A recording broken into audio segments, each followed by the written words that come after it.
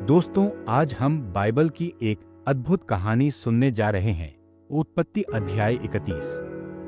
यह कहानी है याकूब और उसके मामा लाबान के बीच के संघर्ष की और इस पूरी यात्रा में कैसे परमेश्वर ने याकूब की रक्षा की। याकूब अपने मामा लाबान के घर में 20 साल से रह रहा था। उसने वहां लिया और राहेल से विवाह किया और अपने लिए बहुत सा पशुधन और धन संपत्ति इकट्ठा कर लिया। लेकिन लाबान और उसके बेटों को जलन होने लगी। वे कहने लगे, याकूब ने सब कुछ हमारे पिता की संपत्ति से ले लिया है। याकूब ने भी महसूस किया कि लाबान का व्यवहार उसके प्रति अब पहले जैसा नहीं रहा। इसी समय परमेश्वर ने याकूब से कहा, दाईं ओर इशारा करती तर्जनी अपने पिता की भूमि और अपने जन्मस्थान लौट जाओ, मैं तुम्हारे साथ रहूंगा। याकूब ने राहेल और लिया को बुलाकर कहा, तुम्हारे पिता अब मेरे प्रति वैसे नहीं रहे, लेकिन परमेश्वर मेरे साथ है। मैंने पूरी निष्ठा से तुम्हारे पिता की सेवा की, परंतु उन्होंने मुझे कई बार धोखा दिया। फिर भी परमेश्वर ने मुझे आशीर्वाद दिया। अब हमें अपने घर लौटना होगा। राहेल और लिया दोनों ने उत्तर दिया, हमारे लिए अब हमारे पिता के घर में कोई हिस्सा नहीं बचा। परमेश्वर ने तुम्हें जो भी दिया है वही हमारा और हमारे बच्चों का है। जो कुछ परमेश्वर ने कहा है वही करो। फिर याकूब ने अपने बच्चों, पत्नियों और सारे पशुधन को लेकर यात्रा शुरू की।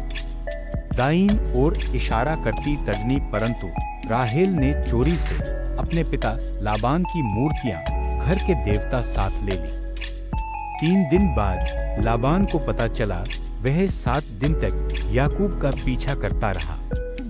लेकिन रात में परमेश्वर ने लाबान को सपने में कहा, दाईं ओर इशारा करती तर्जनी, याकूब से न बुरा कहना, न अच्छा उसे कोई नुकसान मत पहुंचाना।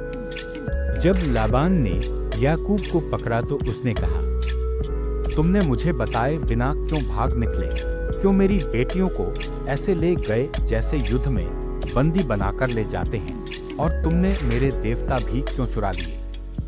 याकूब ने कहा, मैं डर गया था कि कहीं आप अपनी बेटियां मुझसे वापस न ले लें, और जिन देवताओं की बात आप कर रहे हैं, जो भी उनके पास पाए जाएंगे वह जीवित न बचे।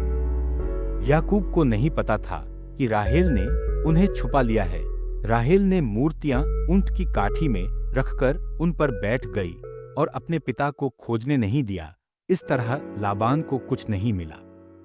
फिर याकूब क्रोधित होकर बोला, मैंने 20 साल तक आपकी सेवा की, 14 साल आपकी दोनों बेटियों के लिए और 6 साल आपके पशुओं के लिए आपने मेरी मजदूरी 10 बार बदली।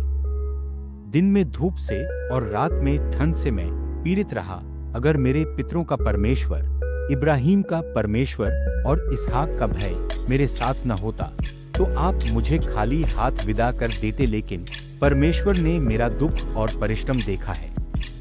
तब लाबान ने कहा, ये बेटियां मेरी बेटियां हैं, ये बच्चे मेरे बच्चे हैं और ये पशु भी मेरे हैं, लेकिन आज मैं इन्हें तुमसे छीन नहीं सकता। आओ हम एक समझौता करें और गवाह ठहराएं। दोनों ने पत्थरों का ढेर लगाया और कहा, दाईं ओर इशारा करती तर्जनी, यह ढेर हमारे बीच गवाह रहेगा। न मैं तुम्हारे पास आऊंगा, न तुम मेरे पास बुराई करने आओगे। यह परमेश्वर हमारे बीच गवाह है। उस रात उन्होंने वहां भोजन किया। अगली सुबह लाबान ने अपने बेटियों और नाती पोतों को आशीर्वाद दिया और अपने घर लौट गया। और याकूब अपने मार्ग पर आगे बढ़ा। चमकदार तारे ईसी काय शिक्षा मिल सकता। जैसे याकूब ने अपने परिवार और संपत्ति के साथ परमेश्वर की आज्ञा मानकर कदम उठाया, वैसे ही हमें भी परमेश्वर पर भरोसा रखना चाहिए। परमेश्वर अपने चुने हुए लोगों के साथ सदा रहता है। जलन और धोखा अंततः शांति और समझौते से ही समाप्त होता है।